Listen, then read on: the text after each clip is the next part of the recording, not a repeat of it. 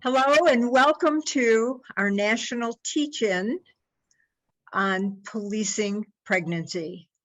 I'm Sivia Tamarkin and I'm president of the Arizona section of National Council of Jewish Women. And we are thrilled to have you all here tonight because this is probably one of the most important Zooms and teach-ins, if you will, that you have ever had on the subject of what is happening in the arena of access to reproductive health care. Many of us, including the speakers, have been shouting alarms and giving warning signals for years and years. The house is on fire. Only now, as Lynn said to me earlier, felt like Cassandra. And now that the house is burning to the ground, people are paying attention. What we wanted to do was take this program beyond the rallies and the slogans and the customary tropes that we have been hearing for the last few weeks at all the demonstrations. A resurrection, if you will, of the old terminology, the old framework through which we were looking at reproductive health care. We felt that it was very important that instead of the rallying, which is a little late, although it's terrific if it does energize people to take action, but what we wanted to do was encourage everybody to have direct action, to get out the vote, to take this battle to the ballot box, and to encourage everybody you know, including children, grandchildren, nieces, nephews, anyone who may turn 18 by November, to register to vote, to get out the vote for candidates who will support a person's right to make their own medical decisions. In order to do that, it's very important that you have the right messaging and framework to convey the importance. So what we wanted to do is underscore that this is no longer about choice. That's an old trope. It is not even about abortion. Forced pregnancy is slavery. And what we are talking about and what we hope to explain tonight in our interactive teach-in is that what we are facing and what we have been facing, and now it's escalating, is reproductive oppression. And for you to see that in the context, we're going to show a 1-minute video clip. So the notion that abortion can be recriminalized and women won't go to jail is absolutely untrue and is shown to be untrue by the fact that women in every other country where abortion is illegal go to jail, and that women here in the United States of America are already going to jail. Women who've suffered miscarriages and stillbirths, couldn't guarantee a healthy birth outcome, who did something, gave birth to a healthy baby, but somebody believed something they did during their pregnancy created a risk of harm, endangered that baby, and women who have attempted abortions are going to jail. I honestly didn't think I did anything wrong. I didn't understand that it was illegal to self-induce. If you carry the personhood statutes to their logical extreme and say that life begins at conception, then what you're saying is that the state has the right to intervene in a woman's life from the second she becomes pregnant. Intervene in a big way, such as saying what you can take, can't take, what you can do and can't do. And that's an intrusion in the life of an individual that should shock every true conservative in this country. So that is the framework through which we need to look at access to reproductive health care. and the rights of pregnant people to make their own medical decisions. We are having a surprise tonight. This program has changed from the one that we have promoted. Unfortunately, Michelle Goodwin, who was our featured speaker, is unavailable tonight. In fact, it was a last-minute emergency notice. He is unexpectedly traveling and will be testifying tomorrow morning at an emergency scheduled Senate Judiciary Committee hearing about abortion. So we regret that Michelle's not here, but I am just so thrilled and honored and grateful that sister warriors in the access to reproductive health care war have so graciously agreed to join us tonight. So the first one we are going to start with is Lynn Paltrow, who you saw just in that video clip a second ago. Lynn is the founder and CEO of National Advocates for Pregnant Women, a nonprofit legal advocacy organization for the past 21 years, I think it is, that has provided legal defense for women who are pregnant, have abortions, experience pregnancy loss, use drugs or alcohol.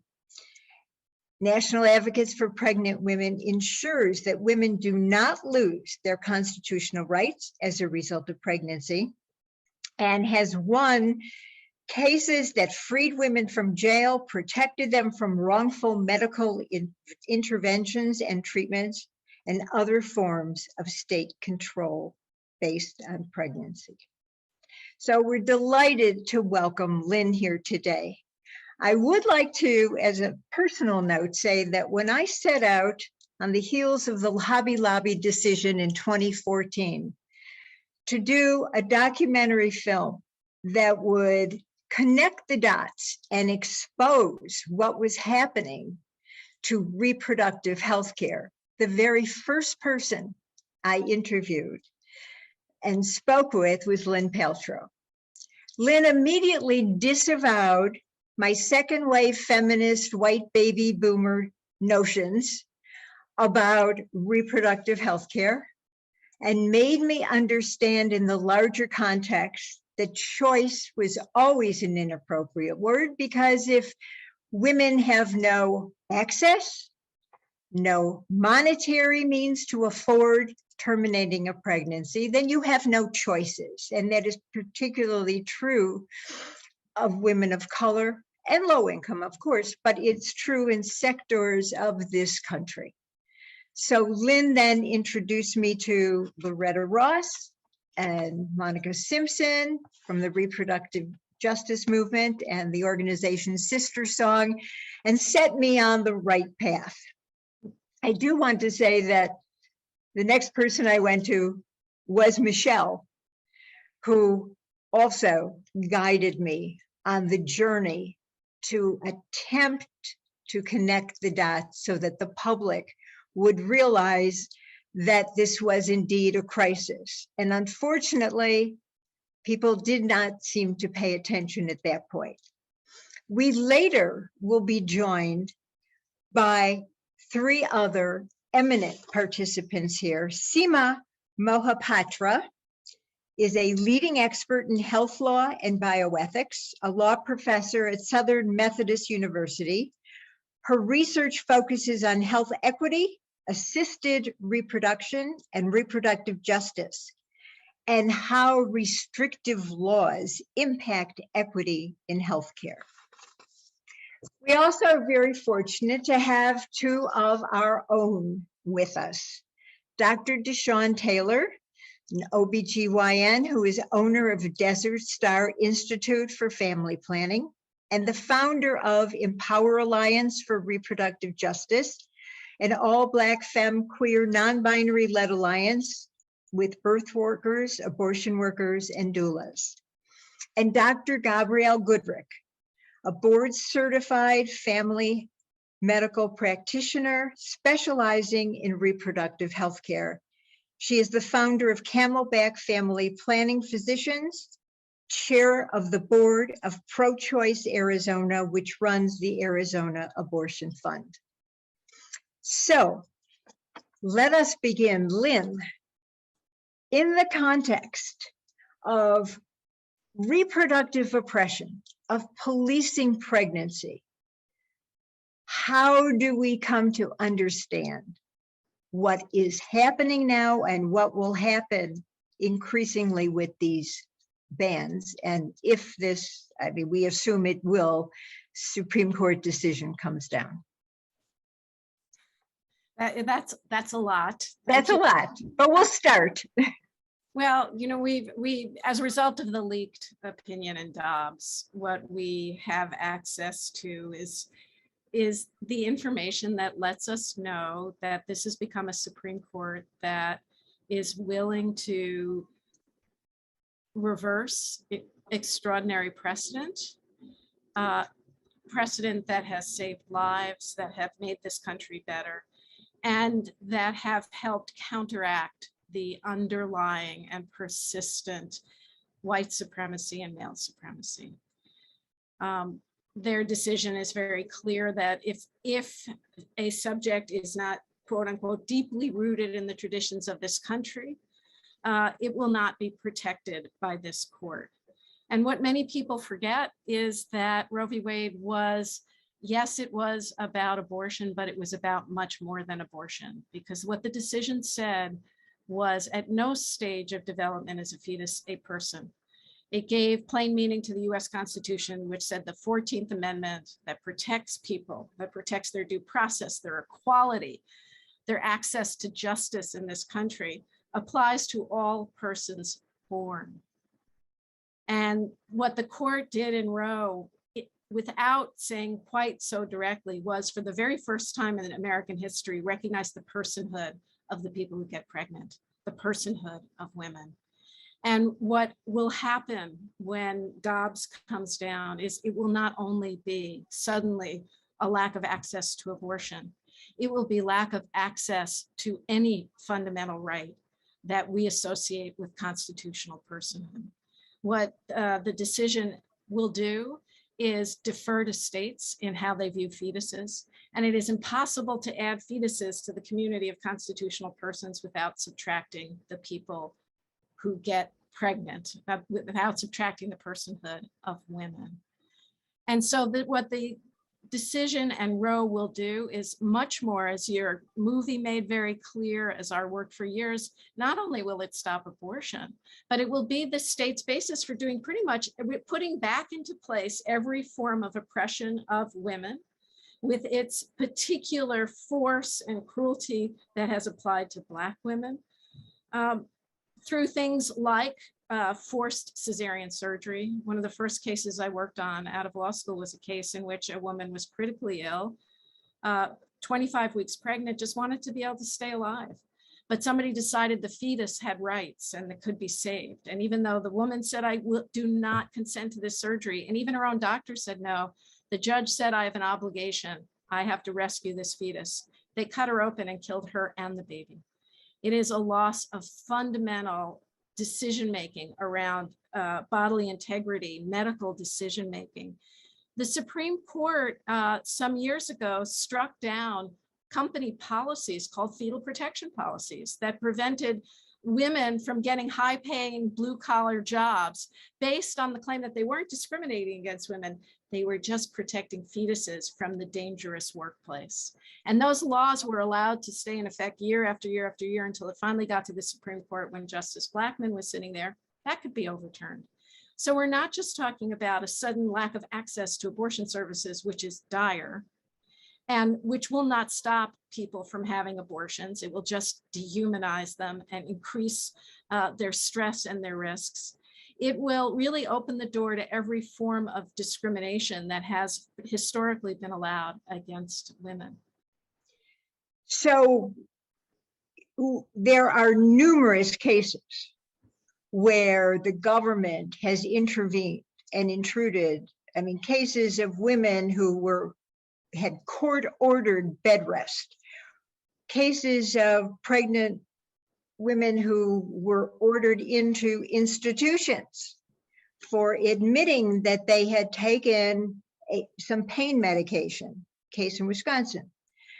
The dehumanization, I mean, is what I think all of you need to walk away from here. That this is not abortion. This is the oppression and dehumanization of pregnant people. And I can only, you can talk about it, but the case that comes to mind as one of the most horrific is Marlise Munoz in Texas. Do you want to talk Sure. about that? Yes, and in the realm of filmmaking, 62 Days is a very short documentary that that, in addition to your film, does a beautiful job.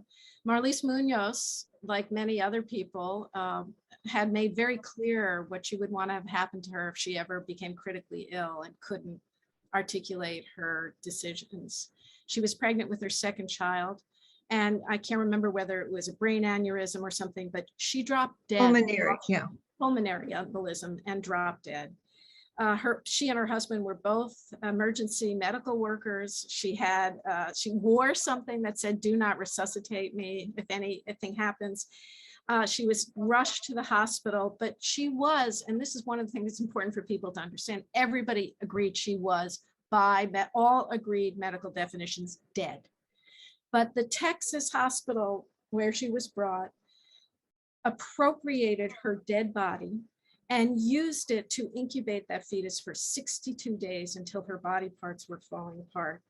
And they said they had to do that because Texas was one of 38 states that have laws that say you may have advance directives that articulate your wishes, but if you're pregnant, we have the right to keep you alive, no matter how much pain you're in, no matter what you say, for the benefit of the fetus. In this case, she was not even alive. This was like a hideous, illegal human subjects research. There are no studies that say you can take a dead pregnant person and use them to incubate an embryo or fetus.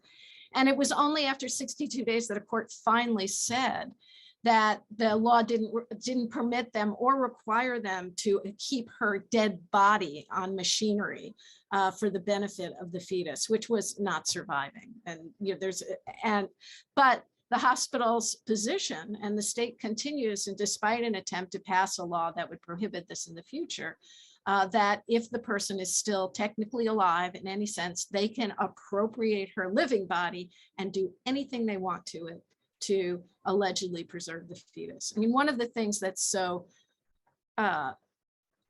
offensive and diabolical, perhaps is a better word, is that all of the various ways in which states take control over pregnant women, lock them up for attempting suicide while pregnant, for having a drug problem, for not having a drug problem, for falling down a flight of stairs. There is more and more research that shows that these laws not only violate, deter women from getting health care, undermine healthcare in this country, because why would you go to the hospital for help if that is going to result in being arrested? But it actually undermines the health of fetuses. That these laws, there have been a number of studies now that look at states where courts have allowed arrests of pregnant women, and there seems to be more fetal demise, more stillbirths, more miscarriages, because it's not what women do or don't do that results in fetal demise. It's the context in which they're living and what the state is doing to them. We have to remember that every pregnancy has a 15 to 20% chance of ending in miscarriage or stillbirth. That's not because of anything women do. There's not a single criminalized drug that causes pregnancy loss. If methamphetamine or heroin or cocaine or marijuana cause pregnancy loss, I suspect Seema would tell us that more women in Texas are using those drugs, but they don't cause pregnancy loss. The medications, misoprostol and mifepristone, can safely end a pregnancy.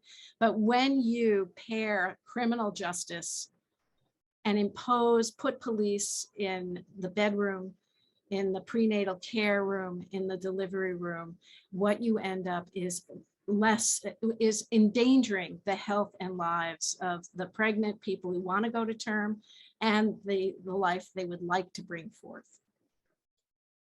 And in that context, I think another reframing of the message that we all agree people need to do is stop with the imagery of coat hangers.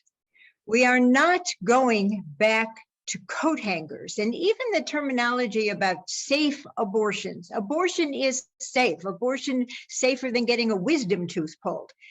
But what will happen, and you can address this, Lynn, because you've covered a number of these legal cases, is that women, and I had the quick soundbite from the woman in Idaho that was in the film. Women are going to get medication for abortion. They will get it through the mail. They will get it from overseas. They will get it through all of the hotlines that are cropping up now. Thank goodness, there will be access. But if they are in one of the, could be 26 states now, I think it is, that have certain bans, parameters on medication abortion, they're going to end up in jail. So instead of the wire coat hanger, the image needs to be jail bars. And we have seen that. And I your point is well taken. This is not 1973. We did not in 1973 have mass incarceration. We did not have mass criminalization. That we did not have the tools of surveillance and policing that were put into place as a result of the drug war. If police today are allowed to do no-knock warrants that end up doing things like killing Breonna Taylor because she might have marijuana in her house, what do you think they're going to do if they suspect you have misoprostol and mifepristone, which they believe causes somebody to kill an unborn life? So it's very, very different today. But I will say in 2015, there was a woman in Tennessee who used a coat hanger. So we do have to become up to date. We have to know and welcome the fact that there are safe medications, misoprostol, mifepristone, Plan C, that allow you to very safely end a pregnancy. But if you look at Ricky Sollinger's work, her book, The Abortionist, and other people's, most illegal abortions through all of the legal and illegal abortions were safe. The most dangerous ones were the ones that the women attempted on themselves without the benefit of misoprostol and mifepristone. And yes, jail cells. We already, National Advocates for Pregnant Women has done the documentation of arrests. And even with Roe v. Wade on the books, we've documented more than 1,700 arrests since 1973. Most of those involved women who went to term and had healthy babies. So it isn't just about what happens if you try to have an abortion. Justice Clarence Thomas, during the oral argument in Dobbs, didn't ask us a single question of the lawyers challenging the Mississippi law about abortion. He said, I know you're here to talk about abortion, but what I want to know is about the right to bodily autonomy of pregnant women before viability. He said in South Carolina, there was a case where they're arresting women for child neglect for using cocaine while pregnant. Now, I happen to know which cases he was probably thinking of. And those cases involve birth of healthy babies because, again, cocaine, despite all the hysteria and hoopla, is, not good to use, but not good like cigarettes. I'm a cigarette baby, The point being that what he was talking about is the power of the state to supervise and lock women up for having babies if they pose any real or imagined risk of harm to the embryo or fetus inside of them. And if you think about it, what we are talking about is a system of criminalization that, based on the theory of all of this, if every pregnancy has a 15 to 20% chance of ending in miscarriage or stillbirth and death, by becoming pregnant, the woman is endangering fetal life. And what this anti-abortion movement has been doing, it has been grooming people to be comfortable with the idea of viewing the people who get pregnant as criminals. If abortion is murder, then the people who have them must be murderers, as the legislators in Louisiana suggested and proposed a law to lock them up as murderers. There have already been arrests for murder for having abortions. The Purvi Patel case, for attempting suicide, the Bebe Shwe case. These laws will eventually pass because that is the trajectory of this, and what the kind of demonization and defamation of the people who get pregnant that has been going on for 50 years. And if you want to go back, to a time in history where it is legal to control the lives and bodies of other people, whether that is through slavery or through the mechanisms that were used for white women, before the right to vote, before the end of the coverture laws, you just do it by saying you use the cover of fetal rights and abortion, and you put those mechanisms back into place. And it is important that we keep in mind this oppression is certainly linked to white supremacy and the white male establishment now that dominates. We have said this in other programs, but it is certainly true that the intersectionality, which we saw on the steps January 6th, between abortion abolitionists, those extremists who think it's all right to kill providers, to bomb clinics, etc., and even give women the death penalty, the abortion abolitionists, the Christian militia, and the white supremacists, the Proud Boys. You could see them standing arm in arm because one of the people who was recently, at that point, released from prison for bombing a clinic was standing there with some known oath keepers, etc. But this, if I may, I mean, the latest mass killings in Buffalo, based on the murderers' belief in the so-called replacement theory around white people being replaced by others. I just want to point out that the things that are happening right now in our country are almost identical to what was happening in this country when criminal abortion laws were put into place in the first place. They came about at the time that slavery was ending, that feminism was beginning, and immigration and xenophobia was incredibly high in this country. Abortion wasn't illegal until the 1860s, 70s, 80s, and even then it was widely practiced right up through the 1950s. But the same fears of white nativists, losing white nativist majority in this country, that motivated the original anti-abortion laws are exactly what is motivating the anti-abortion laws now. It is part and absolutely fully part and parcel of white supremacy and male supremacy that operate to deny people fundamental rights. And Right. what the hope, let me just do one piece on hope, which is if we just keep saying we have to win back abortion, we do, we must, but we have the opportunity to finally connect that the people who are against abortion very often skew towards in favor of segregation, in favor of race discrimination. We need to be working across issues, that we have to be fighting for voting rights and abortion rights and the recognition that Black Lives Matter, because that is the only way we're going to counteract their very coordinated, connected set of theories and ideology if we hope to ever win back fundamental rights for the people who get pregnant. as many of you who have heard me in other seminars, we cannot forget the intersectionality of sexism, racism, and classism when we talk about this topic. And let's not forget the context in the United States of forced sterilization of African-American women and Mexican-American women in Los Angeles and Indigenous women. I mean, we do not have a great history when it comes to protecting the autonomy of women's bodies. So with that, I'd like to bring Seema in to talk about, can we spotlight her? There we go. To talk about the law, bioethics, and the lack of of equity in reproductive health care.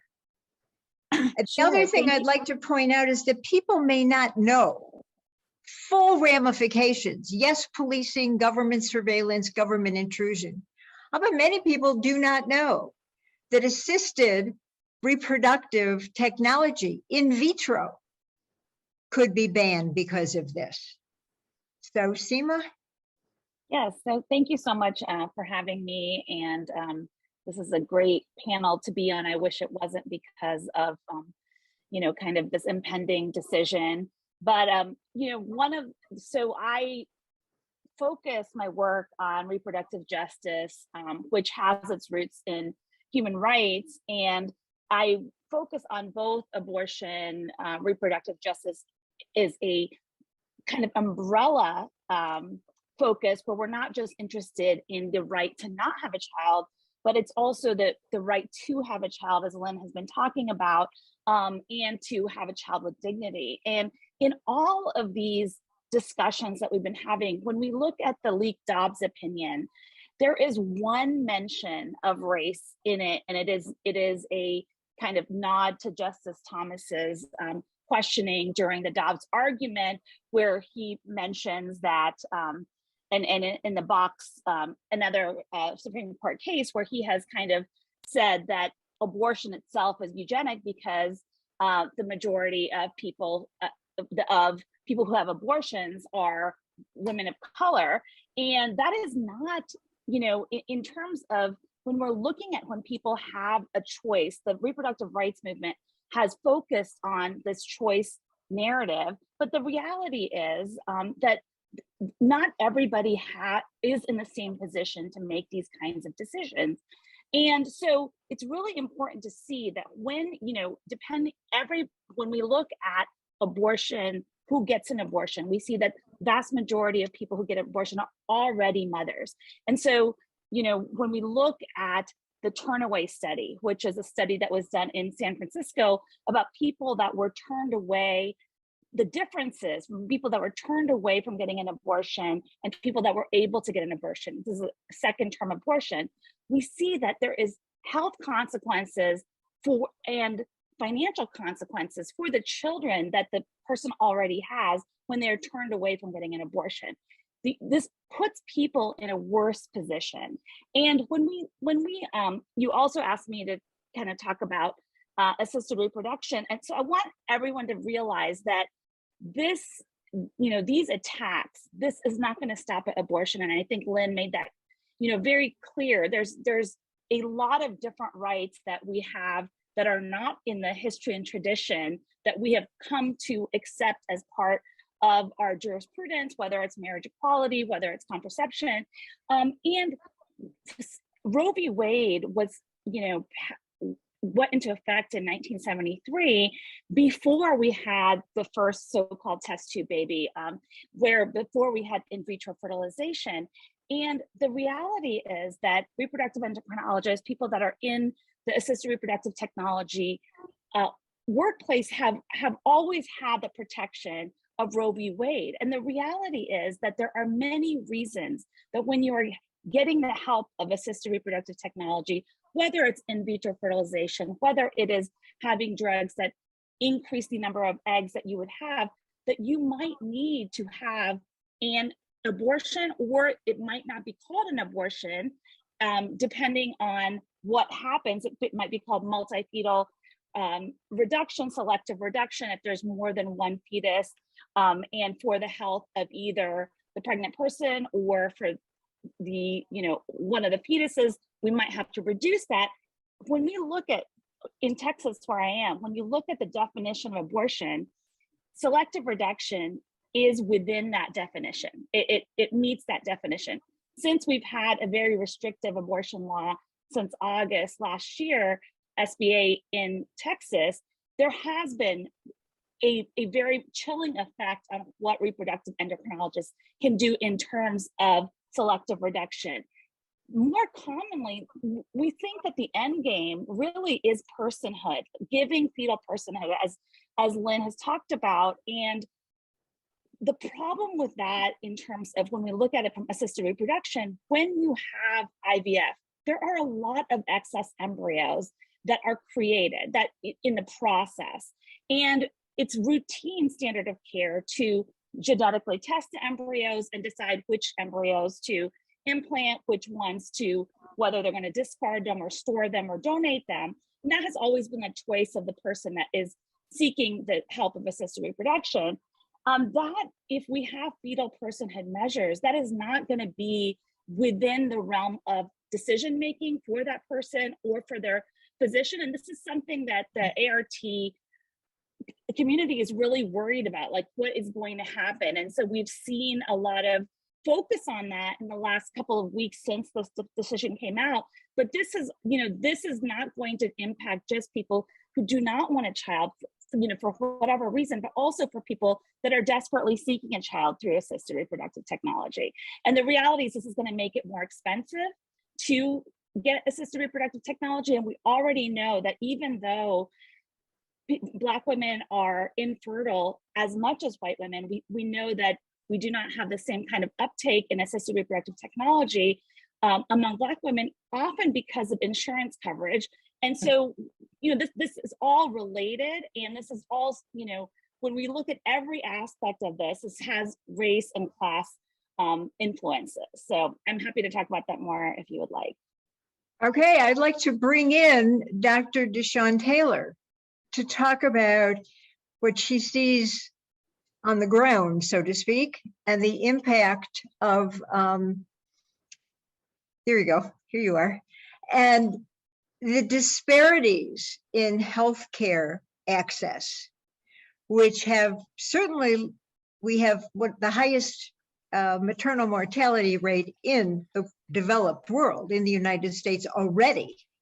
And that's 3 to 4 times higher among Black women. So talk about this access, how it is jeopardizing the healthcare, the health, and the ability of women of color, especially because, as Seema said, as Lynn, we all know people of means will go wherever they can go. They will fly wherever they can go, and they do not think that these bans, that these restrictions apply to them.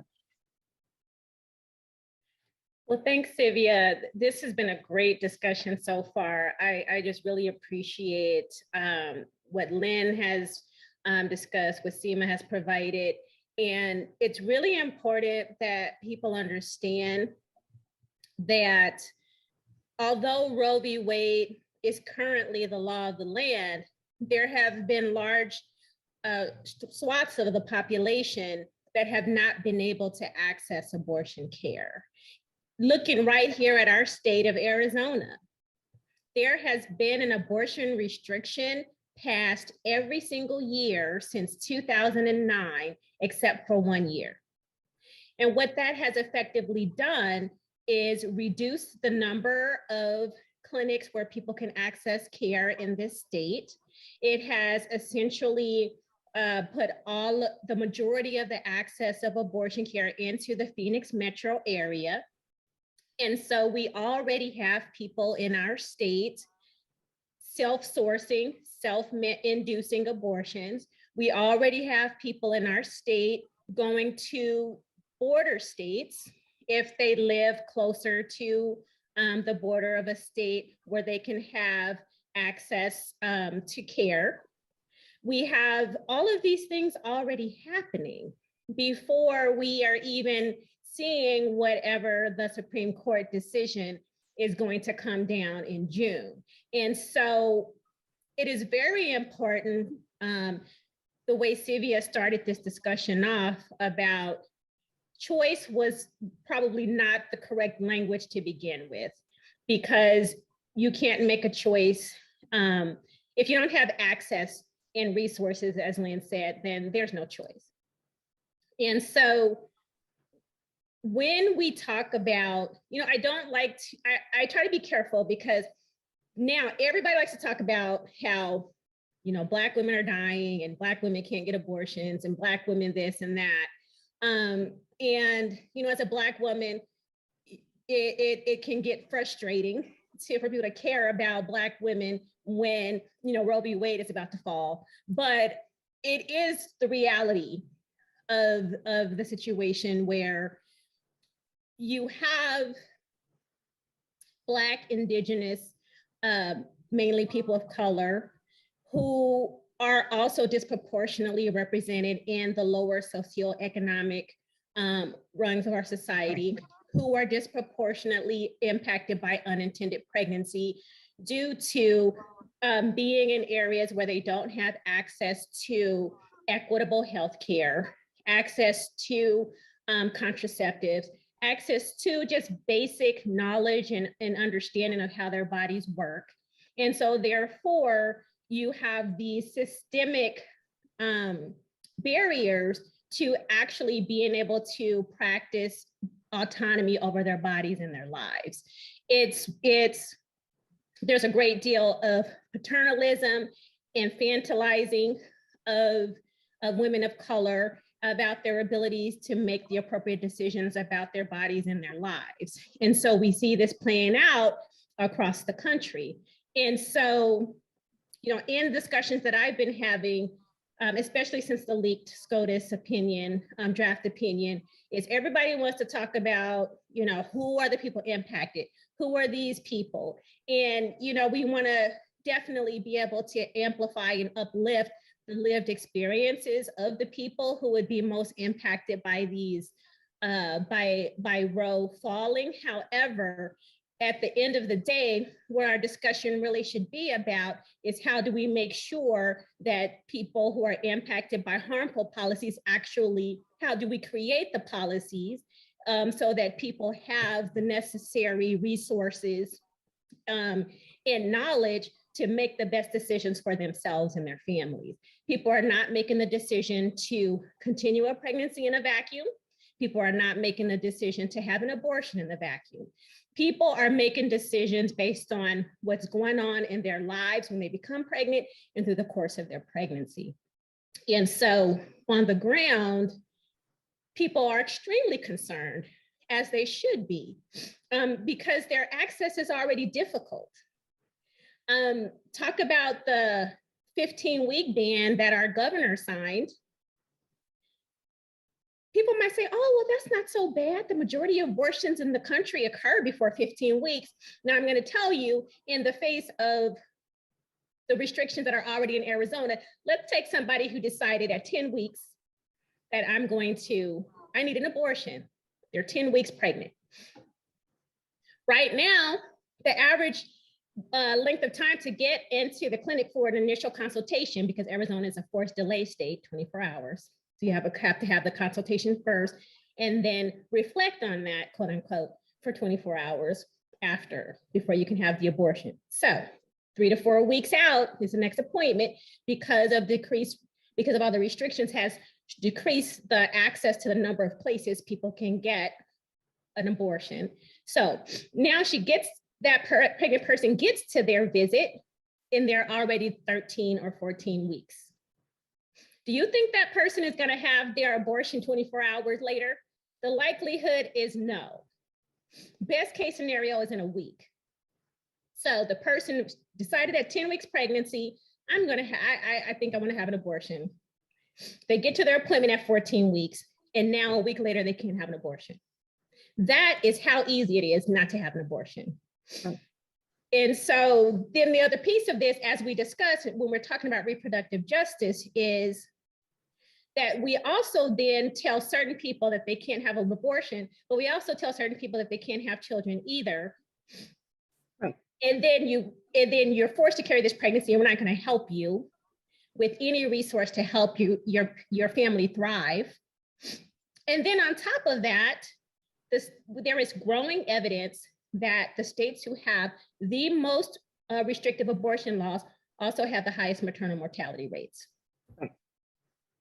So we're basically damning people to die, number one, or continue a cycle of failure to thrive for themselves and their families. Right.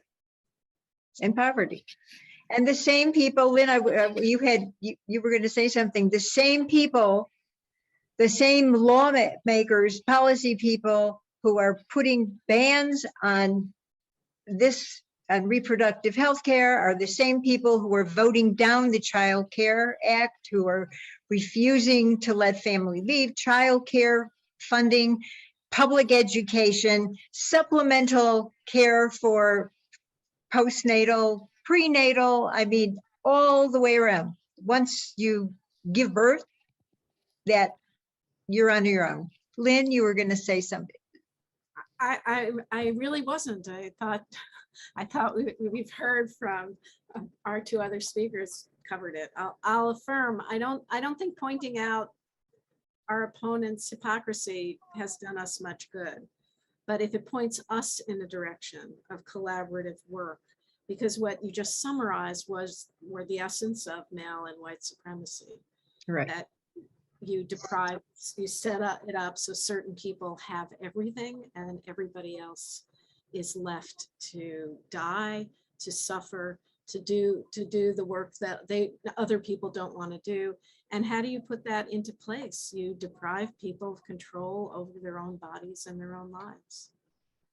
I'd also like to point out, we all talk about that if the right to privacy is basically overturned with Roe, that of course, Griswold case, which gave permission for birth control, and Loving versus Virginia, and the Oberfeld case with gay marriage also are on the line. But what's also important to note is that from the very beginning, the opponents who were advocating for the rights of the fetus were determined to one day pass a constitutional amendment for the personhood. And we have seen that in a number of states already, built into state constitutions in Alabama. We have it here in a law that is currently under injunction with 1457. Lynn, do you want to address that? You know, is that a possibility? Well, there are many states, including Arizona, and we've done an amicus. National Advocates for Pregnant Women has done an amicus brief specifically on the issue of so-called personhood. Yes, but I'm not. You know, it's a good question. At the same time, the Dobbs decision by overturning Roe v. Wade, by making clear that abortion is not only not a fundamental right, it's no right at all. The states aren't going to have to necessarily pass personhood amendments to do whatever they want to deprive women of whatever rights they may have, deprive them from abortion, deprive them from medical decision-making about how they're going to give birth. They could appoint a guardian ad litem for a fertilized egg in every case, a lawyer to argue for the health and safety. Just like in child welfare cases, they could argue that pregnancy endangers the life of an embryo or fetus and appoint somebody and take control. So there could be even more so-called personhood amendments, but I think we have to understand them as taking away the personhood of the people who get pregnant, right. Depriving what we need to figure out is what's the political strategy so that we can pass an equal rights amendment that includes pregnancy and every stage of pregnancy. What is it that we have to do? What is our 50-year plan to ensure that we all have health care and that health care is human health care? Half of the humans need healthcare that relates to pregnancy and pregnancy outcomes and abortion. How do we get the healthcare and the human rights for everybody that we need in the next 50 years? So we have talked about the hardships. We have talked about the harassment by the state. I'd like to bring in Dr. Gabrielle Goodrick here to talk about the harassment that physicians are facing. I mean, I know, Deshawn, you've been up against your own legal challenges, but Dr. Goodrick is facing a particularly unusual challenge in that she is being sued for the wrongful death by the intestate estate of an 8-week gestational embryo. The father, who is divorced from the mother, went to court 2 years later after a consensual termination and had a probate judge create an estate on behalf of the embryo and had himself named as the executor of this. A judge, at first, I must tell you, when I first heard of this and when Dr. Goodrick told me about this, I mean, everybody laughed at this and thought it would be dismissed. But it has not been summarily dismissed. And in fact, the mother went to court to ask for it to be dismissed, and her motion was denied. So I know that you have been, like so many practitioners, on the front lines. Talk a little bit about what is happening in terms of providing healthcare, even though Roe is legal, even though you're still doing it, the pressure, the harassment, which we can only anticipate is going to exacerbate. Yes, thank you, Sylvia.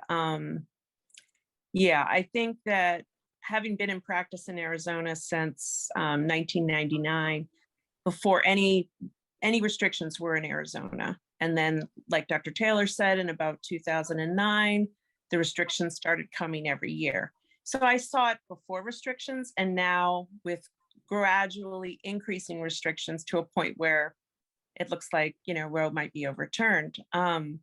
So it's something I'm almost desensitized to, that it's going to be rough. Like if I could just spend my day being a doctor and providing medical care, that would be great. But there's so much going on besides clinical medicine, just to provide healthcare to women in Arizona, reproductive healthcare, abortion care.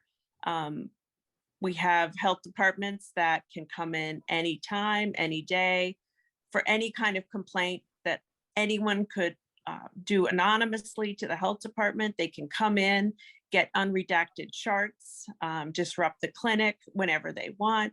This has happened multiple times with no consequences because they're just completely ridiculous. And then this lawsuit that I was served in October of 2020, laughed, Sylvia and I joked about it. I thought, this is funny. Well, it's cost a fortune.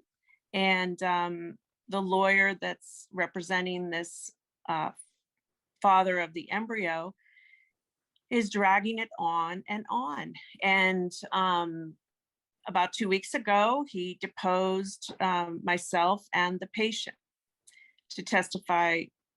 What? We don't know, but apparently he has a legal right to call us as witnesses. Again, racking up bills, time, charge. We even did it today. Ridiculous, completely ridiculous. It's pure harassment.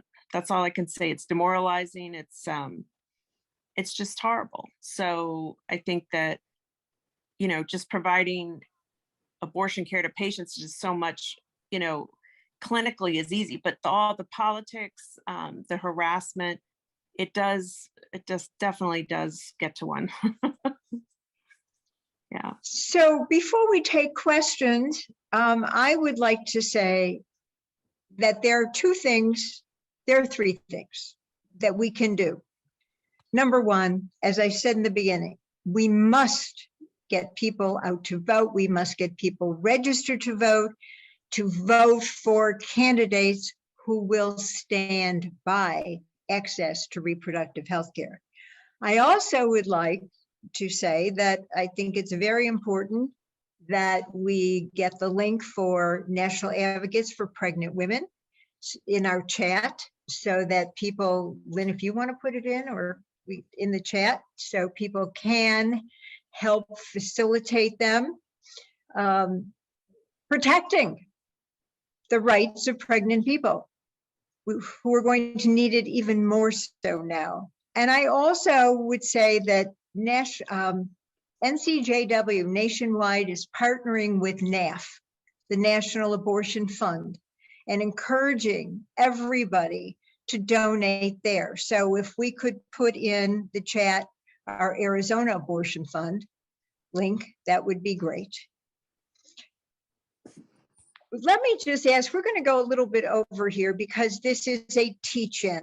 So let me ask our panelists, our participants, what is the most important thing people can take away from here? What do they need to know to move forward and make and protect what we have? Lynn? I mean, that's the $1 million question. And you've been saying rightfully over and over again that people do have to vote, but we have to be doing something not just once or twice a year. We have to figure out all the things that we can do. Some of that is the demonstrations.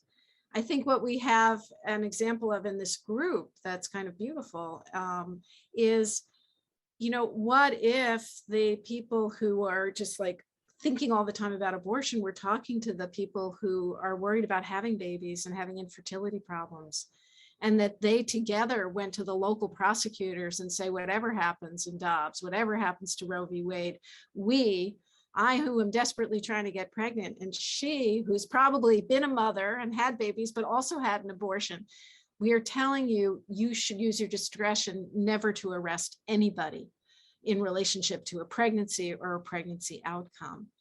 And we should think about how we can support the good doctor, Dr. Goodrich, and what can we do to maybe counter the harassment that she's experiencing?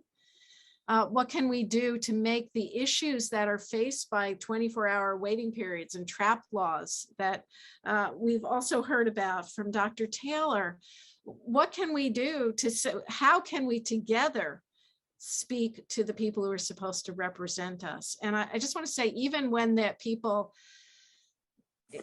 our votes have not elected the people we wanted, I do think that constant confrontation and dialogue about these things does make a difference. I'll give you an example. In Alabama, there's a legislator who's, horribly anti-abortion and terrible. But when a pregnant woman used an opioid painkiller, she was prescribed because she had agonizing pain and it was the right thing, and then was arrested on a theory of illegal fraud. She didn't tell her doctor she was pregnant. This legislator actually called out the prosecutor and said, you should drop the charges.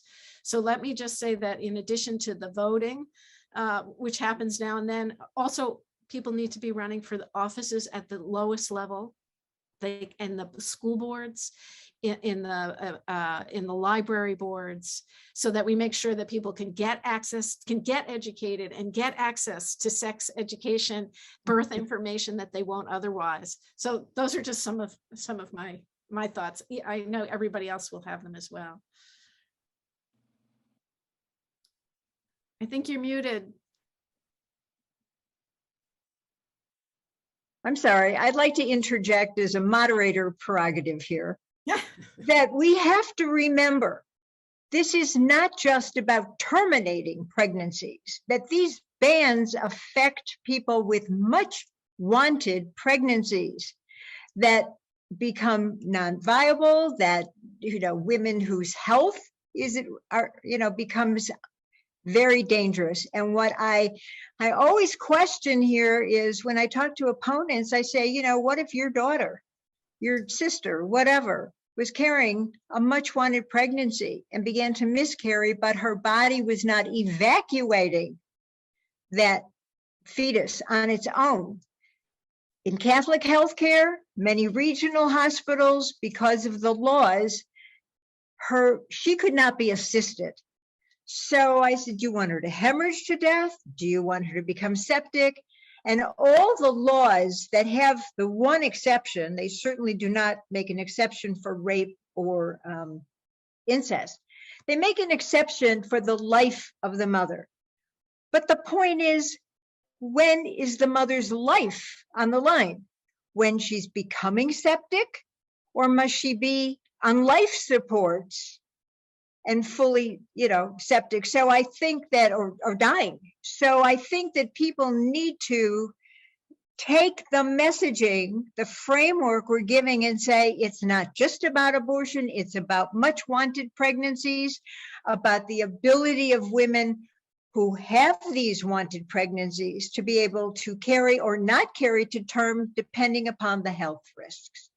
And that's a segue, of course, to Seema, who's in the healthcare policy field. Yeah, and I would just I agree with everything you guys said.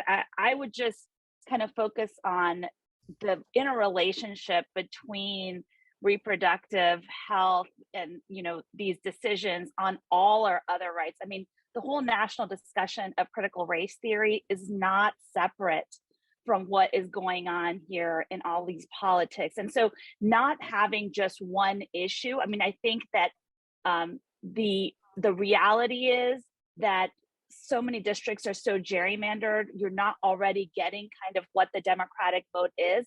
But if you're not even using that, and so I saw somebody make a comment about local school boards in Texas here, we have, you know, a whole anti-CRT kind of movement. The shooting that we just had, these are, you know, we are devaluing different stories, and it's really important to bring those out. And I think it's important for everyone to realize that, you know, these are not things that are in a vacuum, and this is just the first step, unfortunately. I wish I had a happier ending. Sean? So from a messaging standpoint, there are a couple of things that I want to say, and that is abortion bans do harm all pregnant people. But the other important thing, though, is that we do have to get comfortable with the idea that we are pro-abortion and not feel some kind of way about it. You can be pro-abortion and not ever want an abortion for yourself.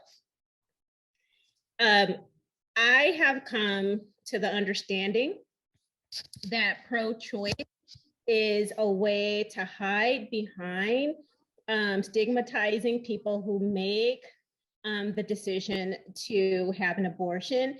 It creates a good versus a bad abortion.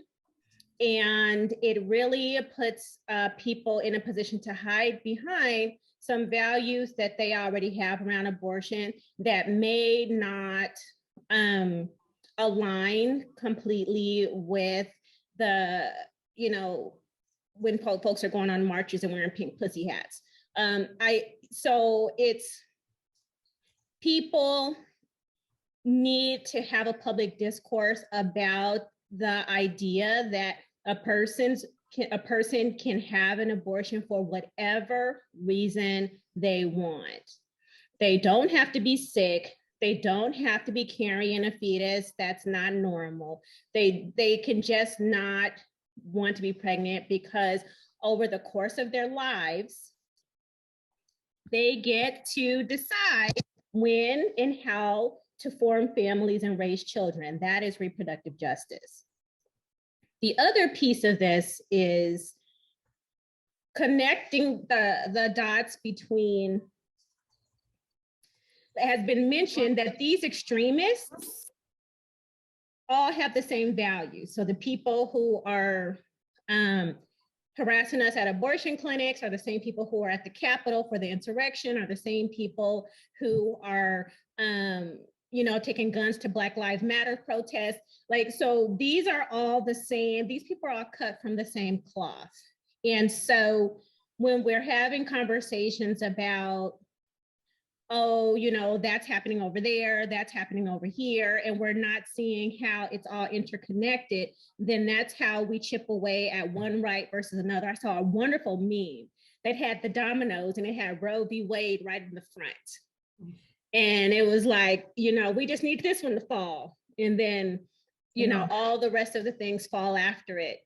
And that is how important a moment that we're in right now. And so in a post-Roe Arizona, there are three very important offices that we need to go to the polls for in November: the AG, the Attorney General, the Governor, and the district attorney. Right. Because in a post-Roe Arizona, those are going to be the people deciding whether folks are going to be prosecuted for choices they make around their pregnancies. And in Arizona, it will be the Attorney General who decides whether to go to court to resurrect a law that has been on the books since 1901 and was codified into law in 1912 when Arizona became a state. So all of that is discretionary on the part of the legal official representing the people. Gabrielle, what do you think is the messaging, the takeaway people need to have? Well, I agree with everything Dr. Taylor says. Everyone will love someone who will be affected by Roe being overturned, because any person that can become pregnant could be subjected to getting substandard medical care because of fear. Like we said, 15 to 20% of pregnancies can end in miscarriage.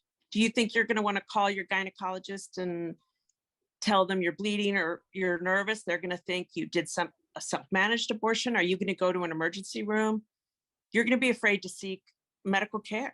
Pregnant people it's going to be very difficult. People are going to be frightened. I mean, I'm really worried about miscarriage management, complications of pregnancy, and pregnant people not getting the medical care that they need, because just like in countries where it's illegal, like, and here, I mean, people right now don't get the care that they need. And Sivian knows the stories. Women that have complications of pregnancy, have premature rupture of membranes, are not cared for in our hospitals in Arizona. If there's a heartbeat, they are not seen, they are sent home, they are told to follow up when they get a fever or when they get septic. And that's the truth. And that's happening now. And I can't imagine the fear that pregnant people will have going to seek medical care, that they will end up incarcerated or in jail. And so I just worry about the effects of this on all people, and it will affect everyone. It especially, cannot be discounted that people, again, with much wanted pregnancies will be affected. Lynn can tell you case after case of people who miscarried or had stillbirths and were arrested. Do you want to give a little hint on that, Lynn? Just a little. I mean, you can't enumerate them, but just the overall. Two stories. I mean, Brittany Poolaw in Oklahoma has a miscarriage. She's 19 years old, an Indigenous woman who has a miscarriage between 15 and 17 weeks of pregnancy. It's a miscarriage, not a stillbirth. She is convicted of manslaughter and sentenced to 4.5 years in jail. And the claim is that she caused the stillbirth by using methamphetamine. Well, the fact is that it is now very clear to all of the leading researchers in the field that methamphetamine not only didn't cause the stillbirth, methamphetamine doesn't even have a plausible pathway by which it can cause stillbirth. And she is sitting in jail for a murder charge for having experienced a stillbirth. So were Chelsea Becker and Adora Perez, who were fortunately, because of the lawyering, have gotten out, but we're charged with murder in California for experiencing pregnancy losses. So everybody, as the other folks have made clear, is that if you have an experience of a pregnancy loss and you go to a hospital or a doctor, and God forbid you should even admit that at some point you had earlier on considered having an abortion, you may well find yourself reported to the police. Your information, your privacy, confidentiality violated, and police taking you away. But I just want to emphasize that the majority of the cases we've documented in which police are involved and bring charges against people is not because they had an abortion, attempted an abortion, had a miscarriage or a stillbirth. It's because they went to term and somebody decided something they did while they were pregnant created a risk of harm. They did child endangering, and they have a healthy baby. And like Cornelia Whitner in South Carolina gives birth to a healthy baby. and she's sentenced to 8 years in jail, all of which she serves. So it is an extraordinary license to police people because they are pregnant or even have the capacity for pregnancy. You know, you want to leave the state? Will they make you take a pregnancy test? Oklahoma considered making people having pregnancy tests must show a negative pregnancy test before women could take advantage of their medical marijuana laws. Will it be that at the border of states that criminalize abortion, you must prove that you're not pregnant to even leave your home state? People shouldn't be surprised if that's one of the many things that follows from this. But I have hope, and the hope remains. Before Roe, it was estimated that 200,000 to 1 million people had abortions every year, despite it being criminalized. And even though each one of those decisions was not done out of political motivation, it was collectively a form of civil disobedience, of mass civil disobedience. And that is one of the few things in our history that has brought about change in the civil rights movement and other movements. And my hope comes from the fact that people really don't like having their rights taken away. We've had generations of women, generations of families who've benefited from Roe v. Wade, from all of the respected, insured people who get pregnant, whether they have abortions or not. People are not going to take this lightly. And we will be thinking, all of us together, collectively, about everything they can do in addition to voting, in addition to being themselves on the school board. And I saw the question in there, the comment. It's not that the school board has to do something, but you're there to prevent them from limiting and shutting down. And when I was in South Dakota in something like 2008, because there was a ballot measure to ban abortions, the activists there said, you watch out, they're trying to take away public education because they know that if people aren't critical thinkers, they can do whatever they want to them. We have got to join arms. We've got to be working not just for abortion, but with democracy groups, with groups challenging racial discrimination, groups working for public education. We have to somehow find the ways to all be together because it is an attack on all of these things at the same time. I agree. As we wrap up, one of the most important things that we need to be mindful of is that this movement has become very factionalized over the years, whereas the opposition kept their eye on the prize, bit their tongues, they had youth camps where they trained generations of youth about the evils of terminating a pregnancy. And then they groomed these people to run for school boards, for state legislators, for Congress, and they eventually hit the mark in 2010 with the Tea Party taking over. And then, of course, they set their sights on the Supreme Court with Trump. And they, despite the differences, despite the disunity on many other issues, they banded together. And unfortunately, this movement has suffered from a lot of misconceptions, a lot of misinformation, and a lot of factionalism. And we must all come together and we must work as a unified front to get the candidates elected, to create the policies that will protect everybody. And as a footnote, one thing that's often overlooked, we talk about this, no one mentioned the sperm providers here. And if you are an adolescent who impregnates your 15-year-old girlfriend, you should know, and everybody should warn their grandchildren, their children, etc. You will be paying child support, your family, your parents will be paying child support until you are of age to do so. So this is not without consequences for the sperm providers. And we need to be mindful of that too. So I want to thank everybody for their participation. To our panelists, I think we lost Seema. I'm sorry, but thank you, Seema, for jumping aboard here.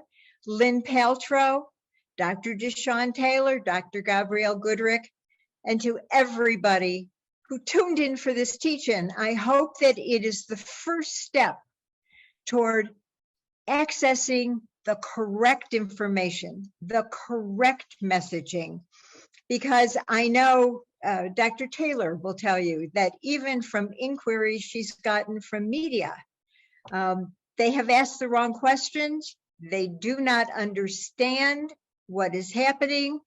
You want to toss one little quick, Deshaun, about how a reporter from news outlet thought that there was late-term abortion?